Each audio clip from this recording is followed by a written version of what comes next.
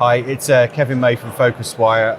The investor point of view, this section, Andrea Travesone from Amadeus Capital Partners, thank you, and William Bao Bean from SOSV. So thanks ever so much for joining us. You've just been chatting on the main stage in there about various things. One of the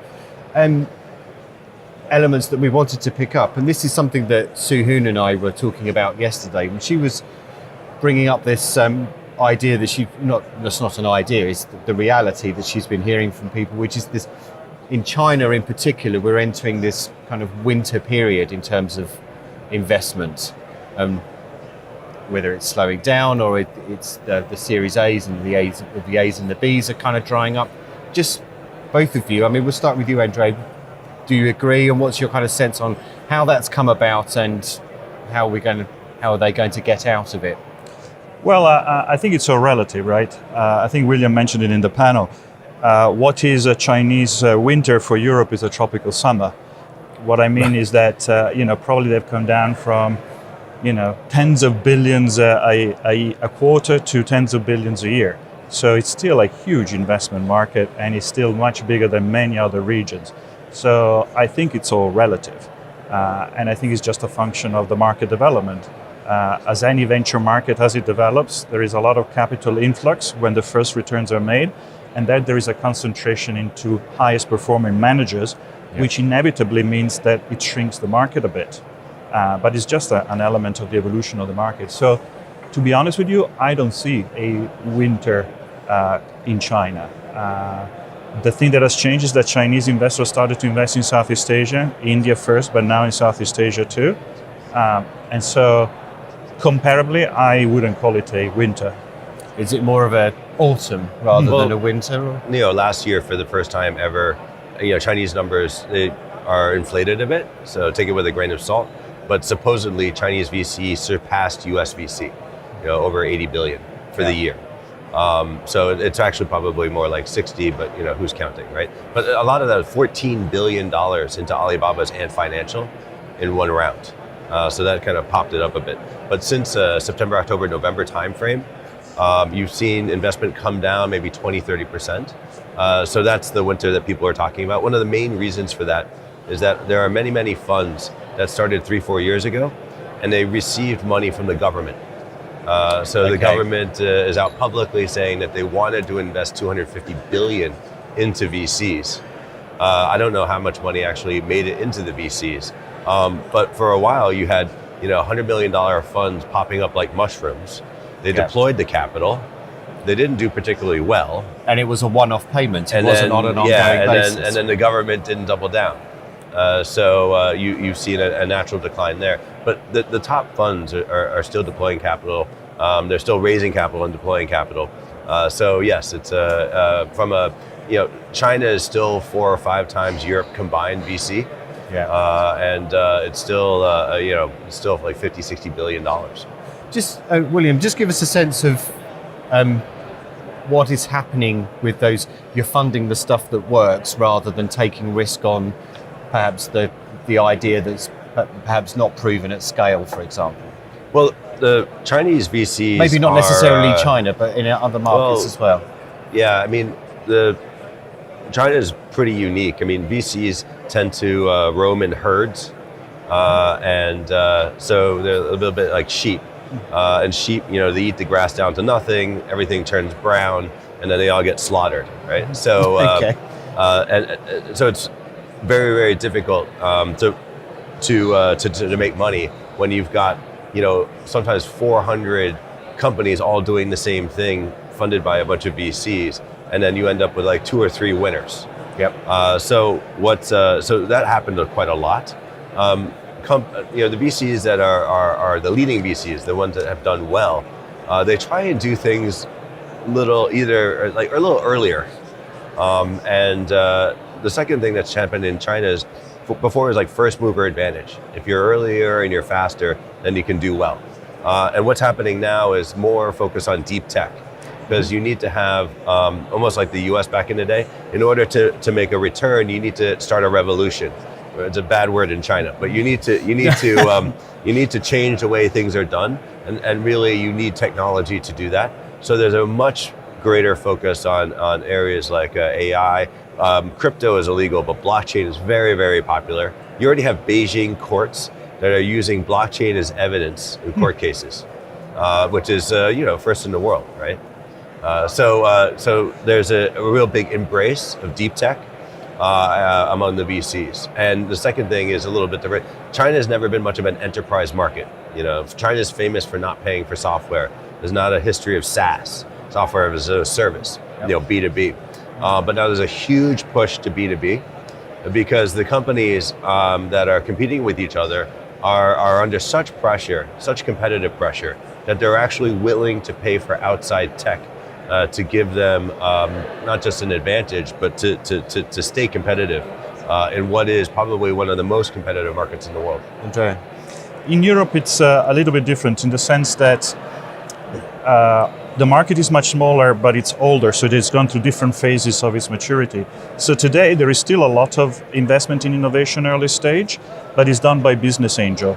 So what we used to do 10 years ago as the early investor or the first investor in a company, before we go in, even with our early stage funds, there are at least 2 rounds done by friends and family and business angels. Yep. To give you a sense, when I started in the industry 20 years ago, an early stage round done by friends and family business angel was £200,000. Now we see business angel rounds of 3, 4, 5 million pounds. And these are all tech entrepreneurs who have made money and they are reinvesting some of the proceeds of their success. Okay. And that level of investment and that level of activity is not very visible, is not tracked by the media or by the databases that usually track transactions. But it's still there, and there is a lot of it. And expect China to go through exactly the same in the next 10 years. And you've, as a result of that, the higher friends and family or the business angel round, how has that affected how you approach the investment of a business then? Basically, it just means that we go in slightly later. There are many more. So there's less risks, perhaps, Well, because the idea has been proven, to use the Well, phrase I the used idea earlier. sometimes is not necessarily proven. Sometimes they've productized the technology they have. So we go from taking a technology risk to a product market fit risk. Is still high level of risk. But also the entrepreneurs often are second-time entrepreneurs. So they know the game and they Right. can do it themselves, protect more of their own equity, and basically give out less of the equity a bit later on, and building the business a bit further. So it makes the market bigger, but it's not as visible. And just VCs want to go where the herd isn't. Correct. Right. So where's the gap? Where's the funding gap? And it moves around. Correct. So before the funding gap was earlier, and now the funding gap is later. Okay, and you've Less kind of competition. You've led me wonderfully into my next question, which is great, William. So, I mean, where is the gap? Do you think now? So for Asia, so we're a bit different than most VCs. One, we're global. Most VCs are required by their LPs, the people who give us the VCs the money, to focus on one geography. The second is we go deep by industry vertical, mostly bringing technology to traditional verticals. But the other thing is for internet and software, which I run, we help companies go cross-border, which is a kind of a niche, or it's been a niche, but now it's a popular thing. So VCs are local, but tech is global. Businesses are global. So we're trying to help these global or companies that want to be global get there. And so the gap for us is companies that are raising $1 to $3 million. So they have something, they have a little bit of revenue, they have some traction somewhere. They're raising 1 to 3. They're a little bit weird because most VCs don't like companies going into 2 markets traditionally. Right. And so we come in with a couple $100K US and an accelerator program to help them accelerate to actually get some traction in another market. And then we present that to investors, and there's a growing crowd of VCs that are willing to actually look at cross-border opportunities. Because unless you're from North America or maybe China, your home market's not big enough. And Europe, I'm not an expert on, so maybe you can speak to Europe. I don't know. Gaps. In Europe, we cover Europe and emerging markets. In Europe, I don't think there is necessarily a gap. What we see for the time being, and once again, is a stage of the market evolution, we don't see the huge rounds like we have in the US. Yeah. So we don't see as many $100 million plus round of funding in companies that are still not fully mature, not profitable. In emerging markets, is a bit earlier. In emerging markets, particularly when it comes to B2B, there is a gap at the growth stage. Growth stage meaning Series B, Series C, company that are starting to generate revenues. They need to raise a significant round of funding to internationalize most of the time and to scale up their team and their infrastructure. There aren't any pure play VC playing in that market, and we cover some of that market in some of the regions. Okay. And finally, William, I mean, give us the name of a company in travel, because that's why we're here, of course, that you would say has impressed you with the way they went through their investment strategy. If you can think of one off the top of your head. Well, you've got a minute to think about it while he's... Yes. Yeah, so in travel, from one of our companies or somebody else? Just the way they... anyone in the travel, tourism, hospitality space that's raised a lot of money and has got to some place and they, they're deemed to be a successful company, and you just thought the way their investment strategy was really tight, it was at the right time, and they raised the right amounts of money, roughly. So I mean, the timing was great for Oyo, right? So they got traction. And then they attracted the attention of my former employer, SoftBank. Yeah. And SoftBank takes big bets on, and they try and kingmake. So think about money as a weapon, or money as a moat. So it's in China, when you raise VC, oftentimes you add a zero to the amount that you raised to scare off other VCs from investing in your competitors. Now SoftBank doesn't do that. They don't lie about how much they invested into companies, but in China it's pretty often. But when somebody's got $100 or $200 or $500 million, so if you're on the other side of the table, you're not capitalized like SoftBank.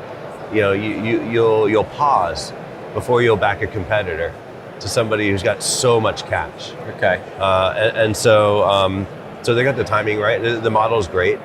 They got the timing right.